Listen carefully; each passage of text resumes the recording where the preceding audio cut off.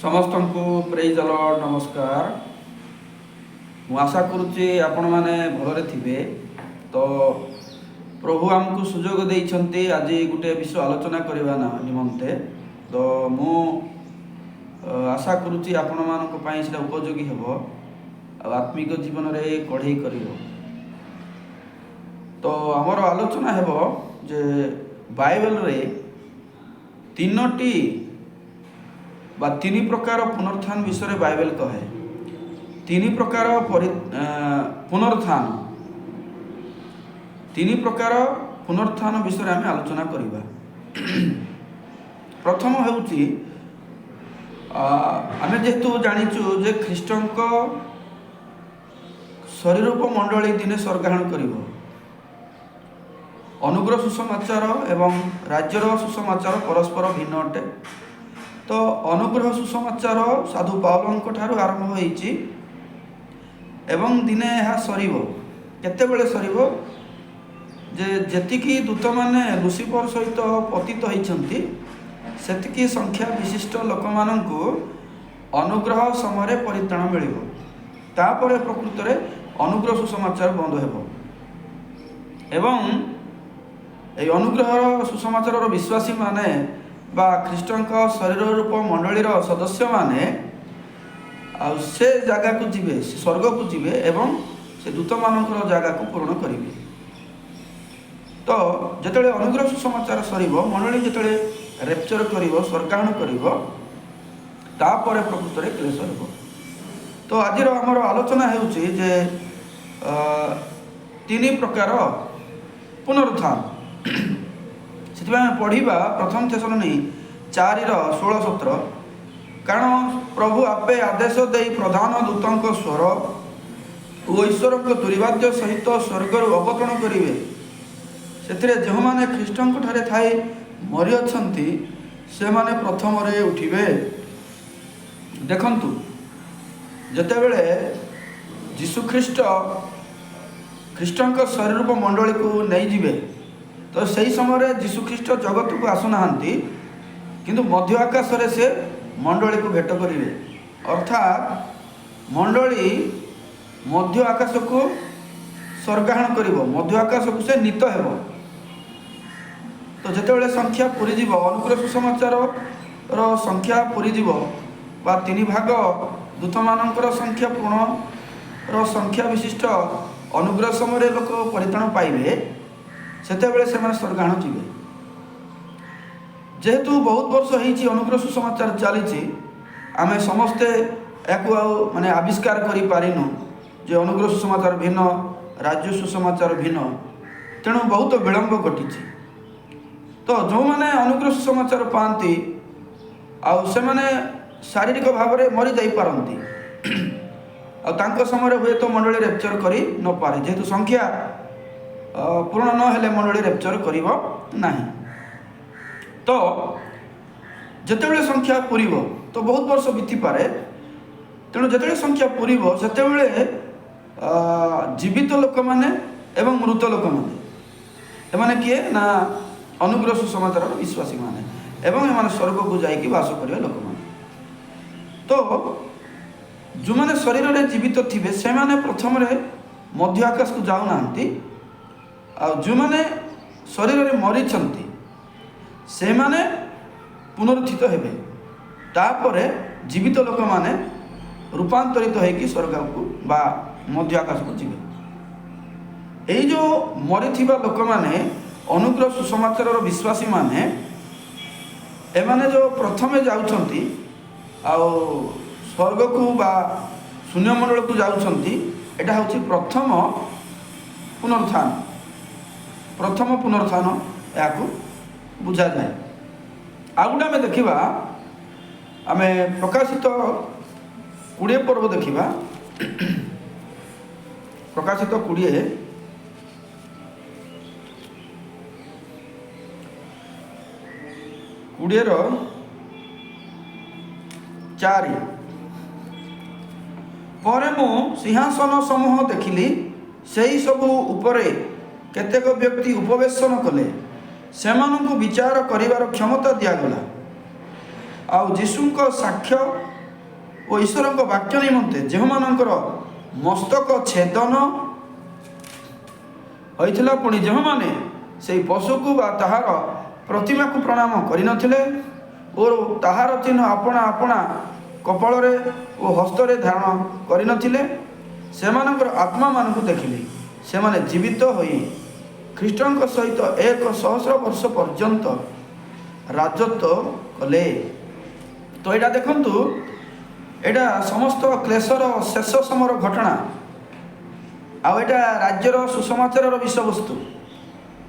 ଆଉ କ୍ଲେଶ ପରେ ଯୀଶୁଖ୍ରୀଷ୍ଟ 1000 ବର୍ଷ ତାଙ୍କର ବିଶ୍ୱାସୀମାନଙ୍କ ସହିତ ରାଜତ୍ୱ କରିବେ।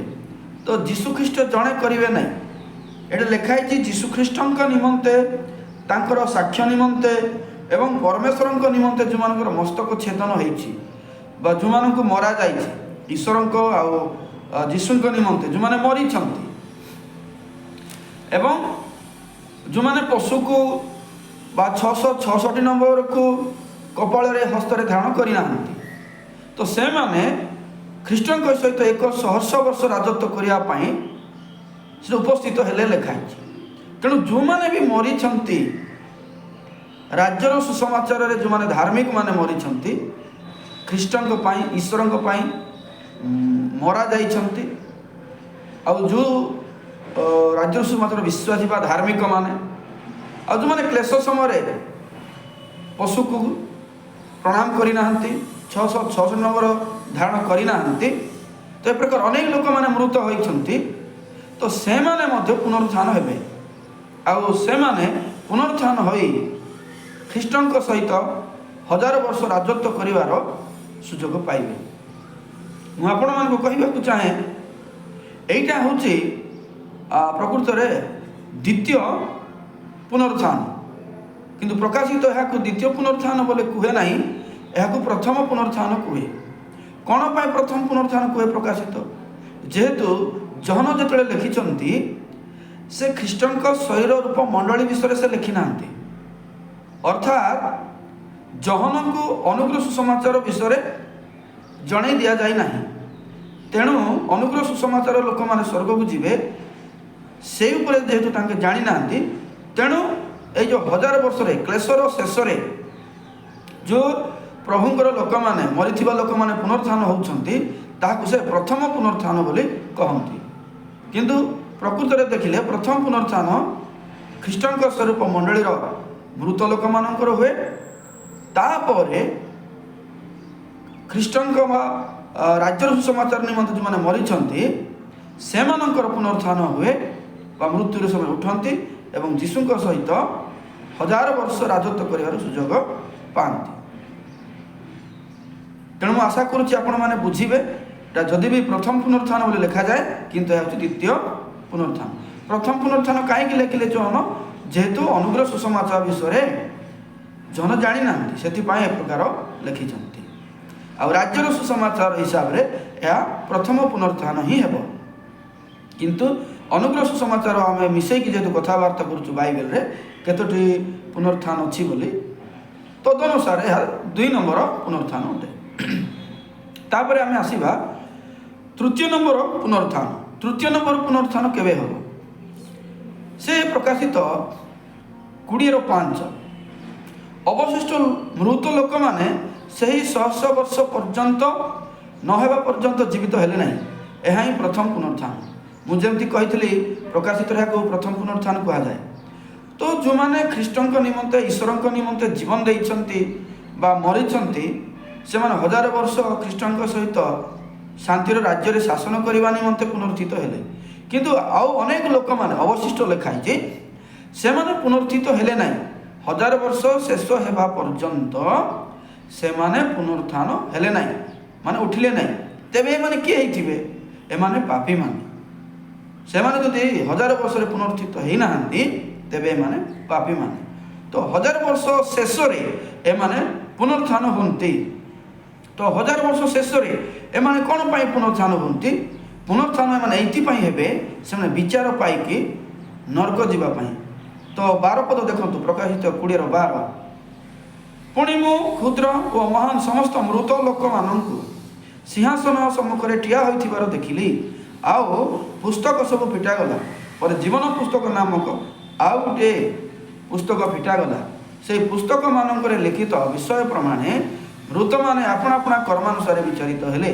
तलक जदि देखिए विचारित होला परे से माने नरक को जाती आपण आपण कर्मानुसार विचारित हेले।